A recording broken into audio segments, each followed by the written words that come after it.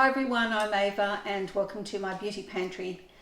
Today I'm going to show you how I do my RF routine using my Mojia 3in1 Hifu, as well as talk a little bit more about this modality and hopefully answer some of your questions. This is the second video in a three-part series. The first video was my Hifu demonstration, where I also discussed a little bit about Hifu. And if you haven't seen that video yet, then I'll leave a link in the description below. While I'm doing my demonstration, I will switch to voiceover. So if this video sounds like something that you're interested in, please stick around. Let's get into it.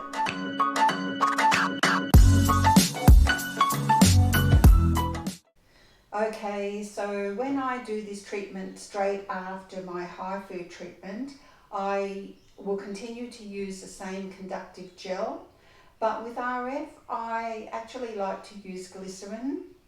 Now some gels do contain glycerin, mine doesn't, so I've decided to add a little bit of glycerin to my conductive gel and see how that works with the RF. So that's what I'm using now. Turn the device on and select the RF mode and the intensity level that you want to do your treatment at. I find it easier to divide your treatment areas into sections. For instance, the neck, then jowls and jawline, the cheek area, and the upper face, which would be your brows and forehead. Now, you don't need to treat all areas in the one treatment. You can focus on the areas of your concern.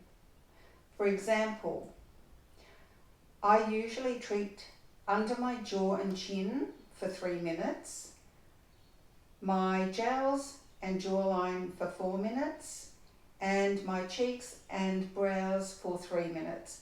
But that's not set in stone. Some days I do 5 minutes on my jowls and jawline and 5 minutes under my chin. As long as you don't spend more than 5 minutes on one area, between 3 and 5 minutes is a recommended time. For this video, I'm going to do a 10-minute treatment on one side and finish the other side of my face off camera. So just a little bit about radiofrequency. I won't go into too much detail because there is a ton of information on the internet.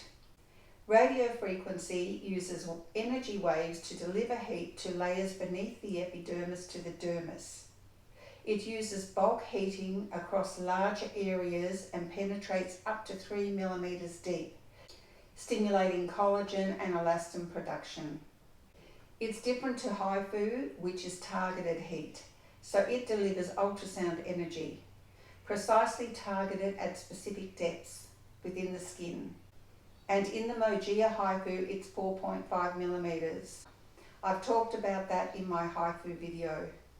Because radiofrequency only reaches epidermal and dermal layers, it's a better choice for addressing volume loss and for concerns on more delicate areas such as the upper eyelids, 11s, and crow's feet. RF also provides anti-aging benefits by triggering the skin's wound healing response and encouraging cell turnover, giving the skin a firmer, plumper, and more youthful looking appearance. The radiofrequency in the Mojia Hifu 3in1 is bipolar, and I think it's important to note that devices intended for home use are not as strong as those much more powerful in-office machines. But these devices can be very effective and deliver great results, as has been shown in some clinical trials.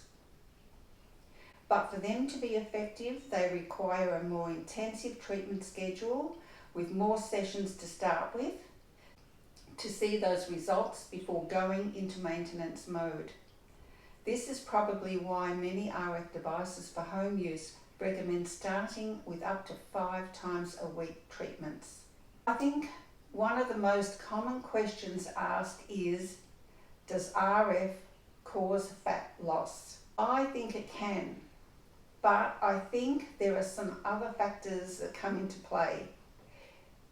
In-office machines versus home use devices is one. I guess it's a real possibility with some professional machines, the ones that are used in office, with a much greater power output and greater depth penetration. They could possibly cause fat loss if used at higher temperatures and used incorrectly. And then there are some home devices that treat both the face and body. So perhaps if these devices are used incorrectly, as in using the body settings on the face, that might cause fat loss. I really don't know, but perhaps that's a possibility. The fat layer is located beneath the dermis, and the radio frequency in the Mojia Hifu 3in1 doesn't reach that far. But let's say it did. Even if it actually reached the fat layer, research has shown the cells still need to be heated at high temperatures for an extended period of time for fat loss to occur. For example, according to some experts, if we treat an area for 3 to 5 minutes at a target temperature on the surface skin of between 40 and 45 degrees, the cells in the fat layer would need to be heated continuously for 20 plus minutes in order to achieve fat melting at that temperature. But as I said before, this RF doesn't reach the fat layer, so any fat loss is unlikely. And that's the temperature on the surface of the skin. But the actual heat it reaches in the dermis should be between 50 to 75 degrees Celsius or 122 to 167 degrees Fahrenheit.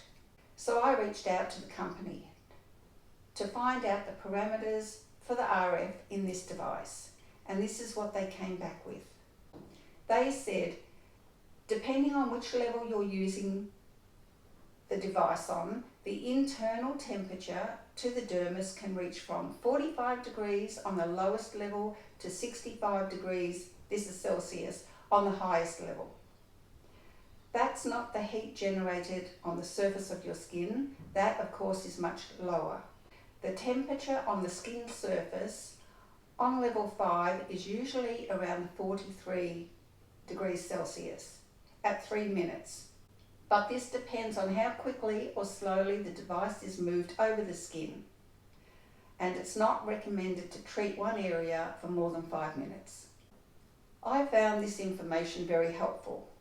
So we know it's pretty much within the range of reaching the temperature it needs to in the dermis to work. So I've got this infrared, digital thermometer. So I did a little test to see what temperatures were reached on level 5. After about 3 minutes, the highest setting was 42.8 degrees Celsius, and that was on level 5. Now I know that this is not accurate. It's very difficult to take accurate readings with this infrared thermometer, and it's by no means an expensive tool, but it's all I had to work with. And at least it's given us a good indication. Up until now, I've only been using the device on level 5, so I actually thought it'd be a good idea to try and see what the other levels felt like. And I found level 1 and 2 were very mild, more like skin temperature, but as soon as I upped it to level 3, the heat started to kick in. Of course, it's what's happening under the surface that's important, and it's still heating to the dermis on level 1 and 2, but probably not as much.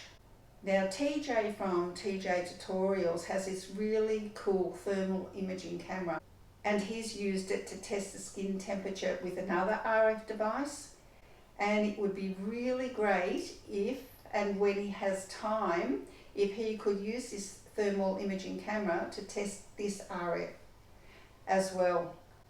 It'd be really interesting to see how my cheap infrared digital thermometer stacks up with his. So TJ, if you're watching and when you have a bit of time, what do you think?